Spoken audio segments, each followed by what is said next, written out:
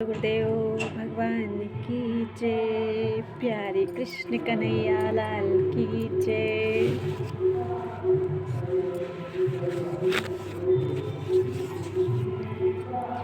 श्रीमद् वाल्मीकि रामायण द्वितीय खंड का युद्ध कांड चल रहा है। 20 सर्ग पूरे हो चुके हैं। आज 21वां सर्ग।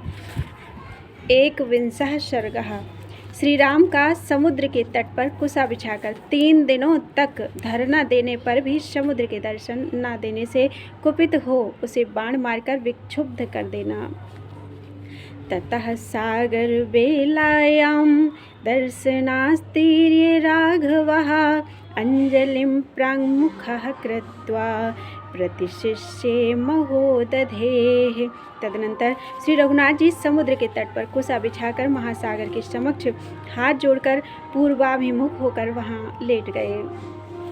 बाहुं भुजंग भोगाभम् उपधायारिसूदनः चातरूपमयैश्चैव भूषणैर्भूषितं पुरा।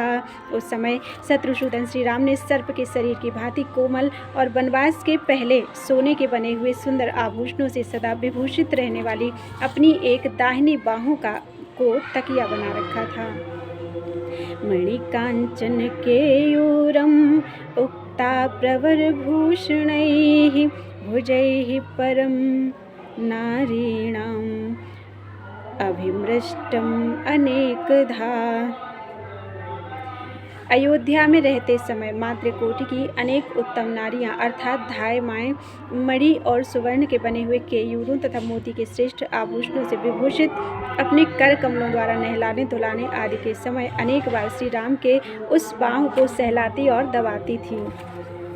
चंदना गुरुभिश्चैव पुरस्तादभिसेवितं बालसूर्यप्रकाशैश्च चंदनैरुपशोभितं। पहले चंदन और अगुर से उस बाह की सेवा होती थी। प्रातः काल के सूर्य की कांति वाले लाल चंदन उसकी शोभा बढ़ाते थे। सैनेत्रोत्तमांगेन सीतायाः शोभितं पुरा तक्षकस्यैव संभोगं गंगाजलनिषेवितं। सीताहरण से पहले शयनकाल में सीता का सिर उस बाह की शोभा बढ़ाता था और श्वेत सैया पर स्थित एवं लाल चंदन से चर्चित हुई वह बाह गंगा जल में निवास करने वाले तक्षक के शरीर की भांति सुशोभित होती थी।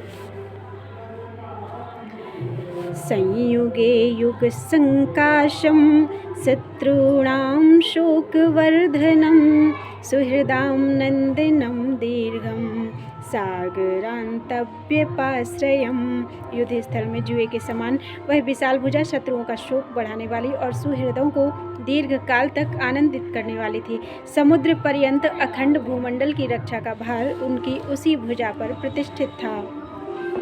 अस्यता च पुनः सभ्यं ज्याघात विहतत्वचं दक्षिणो दक्षिणं बाहुं महापरिघसन्निभं गोसहस्रप्रदातारं ह्युपधाय भुजं महत् अद्य मे तरणं वाथ मरणं सागरस्य वा इति रामो धृतिं कृत्वा महाबाहुर्महोदधिम् अधिशिष्ये च विधिवत् प्रयतो नियतो मुनिः।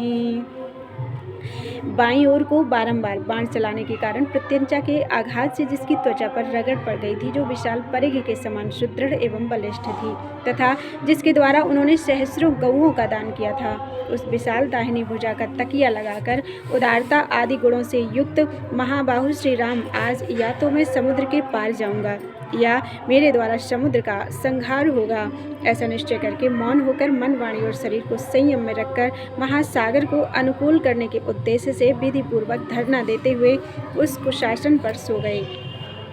तस्य रामस्य सुप्तस्य कुशास्तीर्णे महीतले नियमाद् प्रमत्तस्य निशास्त्रिस्त्रोभिजग्मतुः।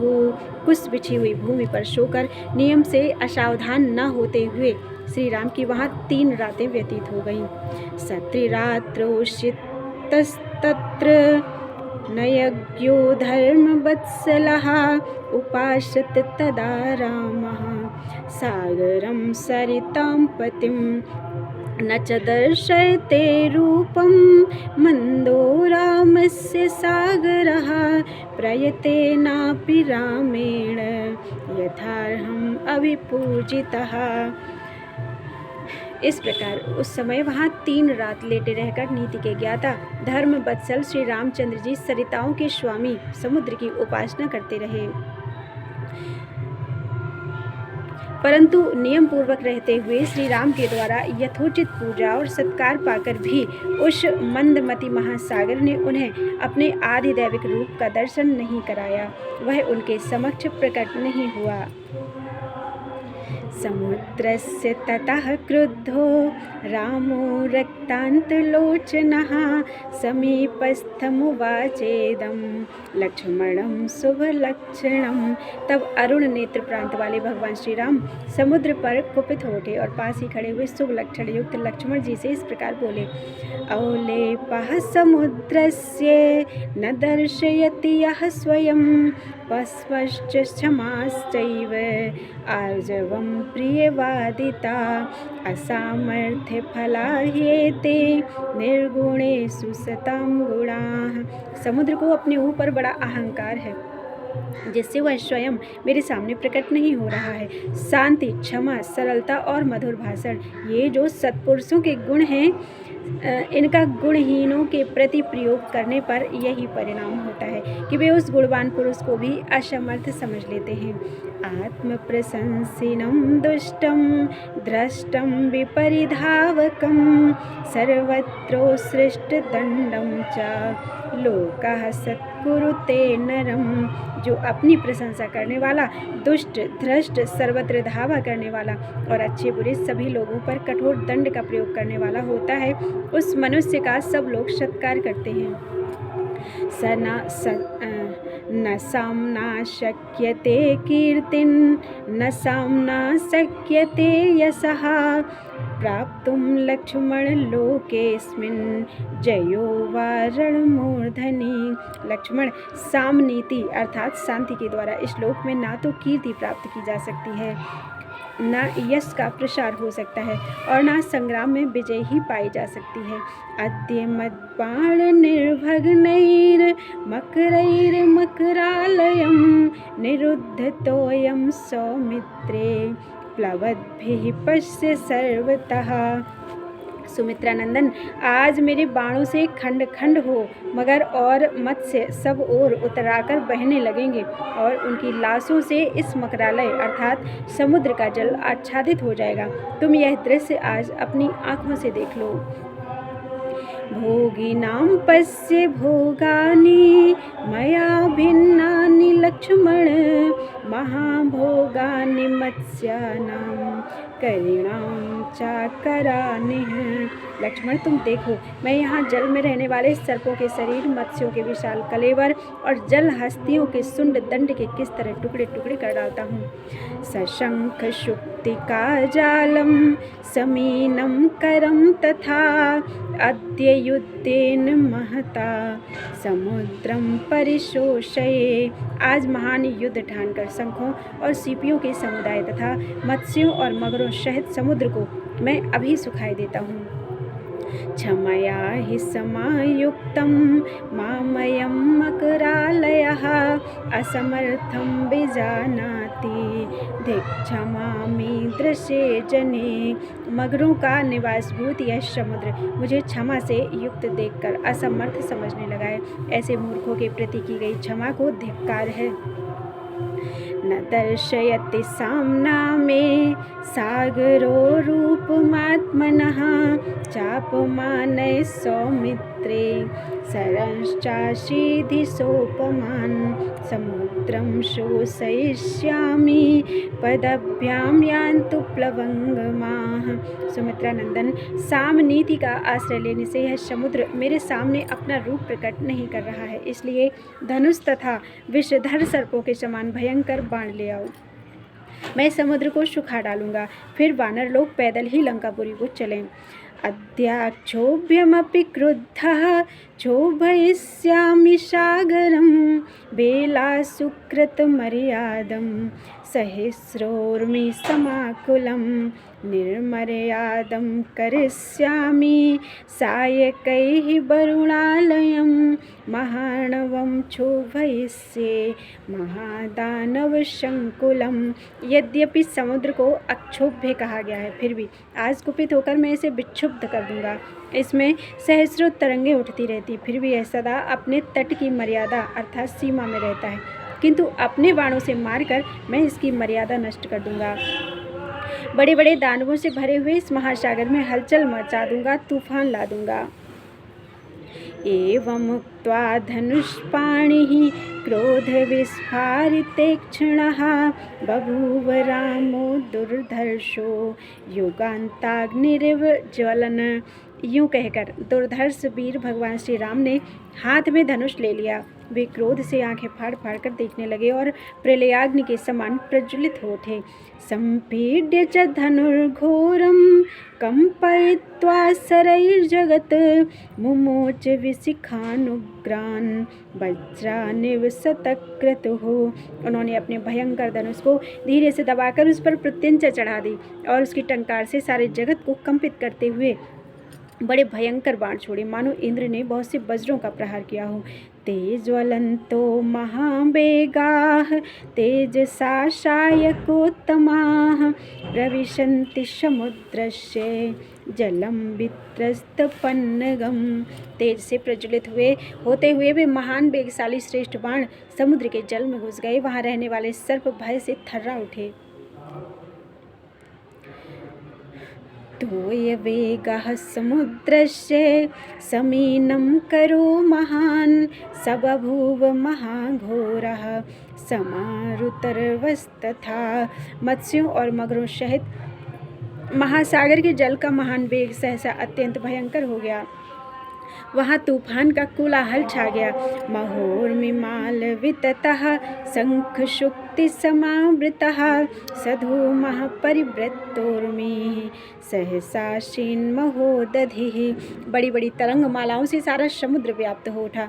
शंख और सीपियाँ पानी के ऊपर छा गई। वहाँ धुआं उठने लगा और सारे महासागर में सहसा बड़ी बड़ी लहरें चक्कर काटने लगी। व्यथिताः पन्नगाश्चासन् दीप्तास्या दीप्तलोचनः दानवाश्च महावीर्याः पातालतलवासिनः। चमकीले फन और दीप्तिशाली नेत्रों वाले सर्प व्यथित हो उठे तथा पाताल में रहने वाले महापराक्रमी दानव भी व्याकुल हो गए। ऊर्मयः सिन्धुराजस्य सनक्रमकरास्तथा विन्ध्यमन्दर शंकाशाः समुत्पेतुः सहस्रशः। सिंधुराज की सहस्रों लहरें जो विंध्याचल और मंदराचल के समान विशाल एवं विस्तृत थी, नाकों और मकरों के साथ लिए ऊपर को उठने लगी। आघूर्णित तरंगौघः सम्भ्रान्तोरगराक्षसः उद्धर्तित महाग्राहः सघोषो वरुणालयः। सागर की उत्ताल तरंग मालाएं झूमने और चक्कर काटने लगी। वहां निवास करने वाले नाग और राक्षस घबरा गए। बड़े बड़े ग्राह ऊपर को उछलने लगे तथा वरुण के निवासभूत उस समुद्र में सब ओर भारी कोलाहल मच गया। ततस्तुतं राघमुग्रवेगं प्रकर्षमाणं धनुर्प्रमेयं सौमित्रिरुत्पत्ते विनिश्वसन्तं मामेति चोक्त्वा धनुराललम्बे। तदनंतर श्री रघुनाथ जी रोज से लंबी सांस लेते हुए अपने भयंकर वेगशाली अनुपम धनुष को पुनः खींचने लगे। यह देखकर सुमित्रा कुमार लक्ष्मण उछलकर उनके पास जा पहुँचे और बस बस अब नहीं ऐसा कहते हुए उन्होंने उनका धनुष पकड़ लिया। एतद्विनापि